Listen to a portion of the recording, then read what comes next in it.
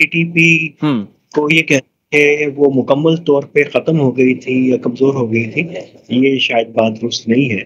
क्योंकि जिन दिनों में ख़ास तौर के पर 2016 से लेके और 2000 तक जब दहशतगर्द हमलों में कमी हुई है, तो वो भी बहुत सिग्निफिकेंट नहीं थी और ये वो टाइम था जब टीटीपी अफ़गानिस्तान में थी, ऑपरेशन ज़रब अज़्द के बाद उसके बहुत सारे लीडर अफ़गानिस्तान की जेलों के अंदर थे।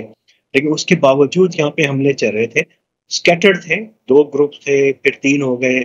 ये आपको तफ़सीलात आपके इल्म के अंदर है कि कैसे तक़सीम हुई, फिर इकट्ठे हुए।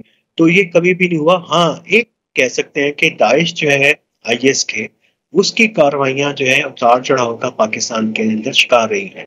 वो मुमकिन है हुँ। कि पाकिस्तान की और अफ़गानिस्तान की फ़ॉर्मेशंस 2 अलग फ़ॉर्मेशन है, कभी कहते हैं कि एक है। बहरहाल उसकी भी एक वजह हो सकती है।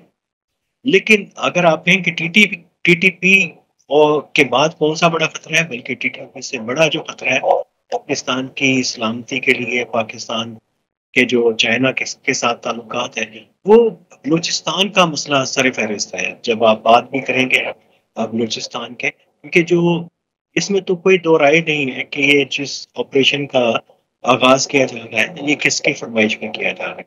आपके इल्म में है, अखबारात में है, टीवी पे बार-बार चाइना का ज़िक्र हो रहा है।